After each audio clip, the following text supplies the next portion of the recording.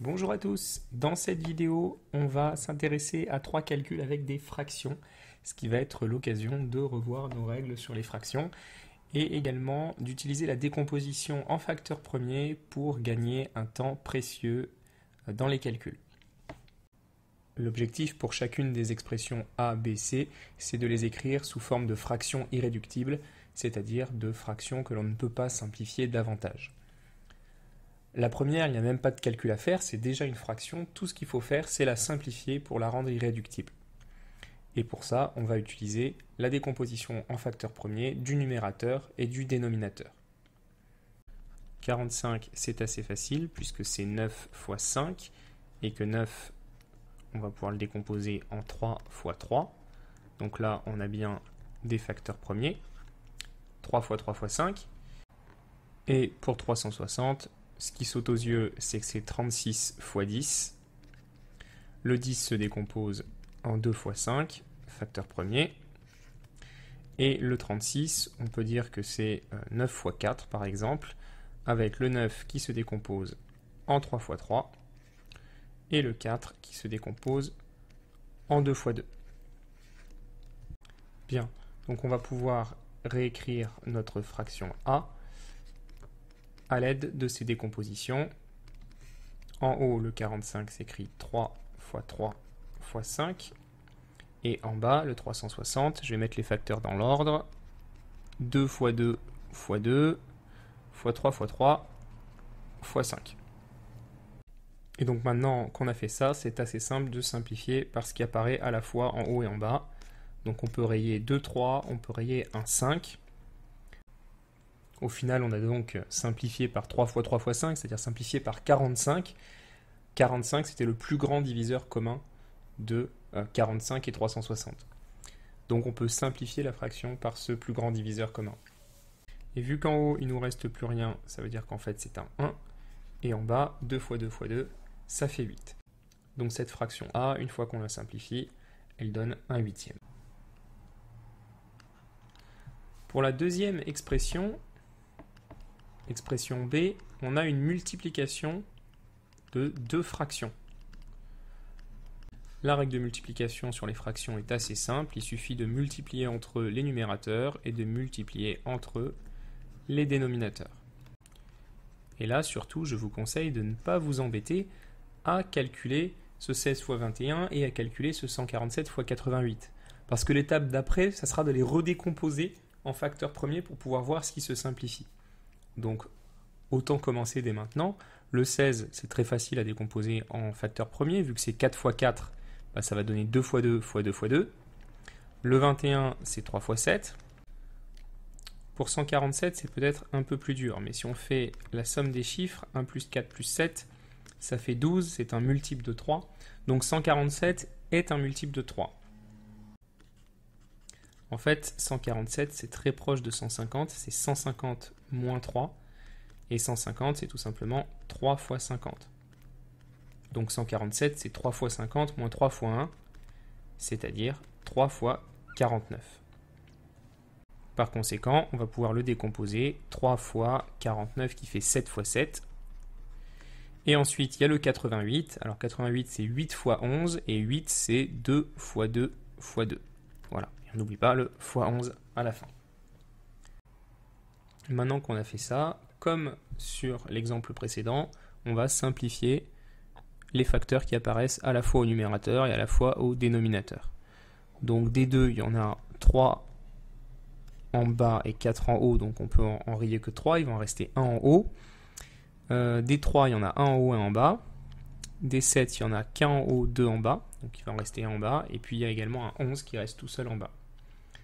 Ce qui fait qu'à la fin, il va nous rester juste un 2 en haut, et en bas il va nous rester un 7 fois 11, ce qui fait 77.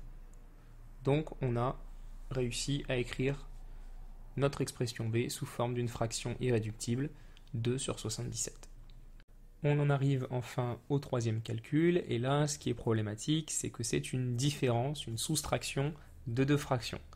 Donc la règle est un petit peu plus compliquée parce qu'on ne peut pas faire ça de but en blanc. On ne peut soustraire ou ajouter des fractions que si elles ont le même dénominateur. Donc la première chose à faire, c'est de les réduire au même dénominateur. Et là, on pourrait choisir comme dénominateur commun 72 fois 78. Le produit des deux dénominateurs, ça marche toujours. Mais c'est un petit peu compliqué à calculer. Et bien souvent, si on est capable de trouver le plus petit multiple commun à 72 et 78, ça sera un dénominateur commun qui marchera bien mieux, qui sera beaucoup plus agréable dans les calculs. Donc on va commencer par faire ça, déterminer le plus petit multiple commun de 72 et 78. Pour ça, on a besoin de les décomposer en produits de facteurs premiers. 72, c'est 8 fois 9, c'est-à-dire 2 fois 2 fois 2 fois 3 fois 3. Et 78, c'est un petit peu plus compliqué. C'est un nombre pair, donc il est divisible par 2. On se rend compte que la moitié, c'est 39. Et 39, c'est 3 fois 13. Donc 78, c'est 2 fois 3 fois 13. Donc maintenant, je vais souligner la partie commune à 72 et 78. Donc il y a un facteur 2 et un facteur 3. Ça, c'est ce qu'on appelle le PGCD, le plus grand diviseur commun. Donc ici, c'est 2 fois 3, 6. Le plus grand diviseur commun à 72 et 78. Et ensuite, j'ai souligné d'une autre couleur ce qui n'apparaît que dans 72 et d'une autre couleur ce qui n'apparaît que dans 78. Pour trouver le PPCM, maintenant, il y a deux moyens de le faire. Soit on part de 72 et on le multiplie par ce qui n'apparaissait que dans 78, soit on part de 78 et on le multiplie par ce qui n'apparaissait que dans 72. Vu que vous avez le choix, je vous conseille de prendre ce qui est le plus facile à calculer. Là, honnêtement, c'est pas évident. Entre 72 x 13 et 78 x 12, je sais pas trop ce qui va être le plus facile à calculer. On va poser la multiplication 72 x 13 par exemple. 3 x 2, ça fait 6. 3 x 7, 21. Ensuite, on décale avec un 0 et on a 1 x 2, 2. 1 x 7, 7. On ajoute et ça va nous donner 6, 3, 9, 936. Donc le PPCM, le plus petit multiple commun à 72 et 78, c'est 936. Et c'est donc lui qu'on va utiliser comme dénominateur commun ici à nos deux fractions qu'on doit soustraire.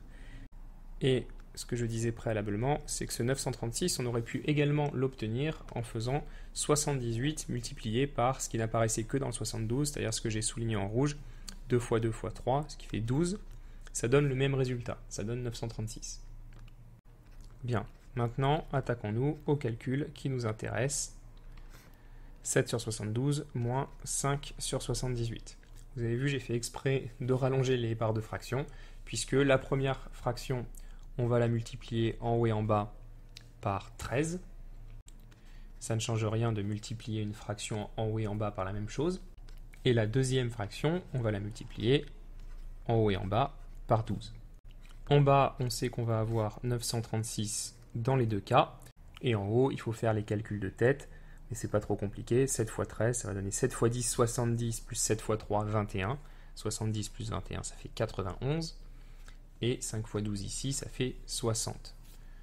Donc maintenant que les fractions ont le même dénominateur, on peut soustraire leur numérateur. 91 moins 60, le tout sur 936. Et ça va donner 31 sur 936. Et là, il reste à s'assurer que la fraction qu'on obtient est bien irréductible. 31, on ne peut pas le décomposer, c'est un nombre premier. Et 936, on connaît sa décomposition puisque c'est 72 x 13, donc c'est 2 x 2 x 2 x 3 x 3 x 13. Il n'y a pas de facteur 31 qui apparaît là-dedans. Donc, on est sûr que cette fraction est irréductible. La réponse pour le dernier calcul, c'était 31 sur 936. Et j'insiste vraiment sur le fait que, même si ça a pris un peu de temps de déterminer le facteur commun en faisant la décomposition en facteur premier, ça se fait quasiment de tête. On a eu une opération à poser. Et c'est beaucoup plus pratique que si on avait dû calculer 72 x 78, et puis ensuite 7 x 78 et 5 x 72. Là, il y aurait eu 3 grosses multiplications à faire. Et en plus, à la fin, on aurait obtenu une fraction dont le dénominateur allait être le résultat de 72 x 78, donc un très gros nombre, et cette fraction n'aurait pas été irréductible. Il aurait fallu encore la simplifier. Donc de toute façon, faire une décomposition en facteur premier. La philosophie générale, donc pour les fractions, pour mener les calculs plus efficacement, c'est de faire des décompositions en facteur premier le plus tôt possible. Quoi qu'il en soit, on a réussi à faire les 3 calculs, ce qui achève cette vidéo. Je vous remercie d'avoir regardé et je vous dis à bientôt.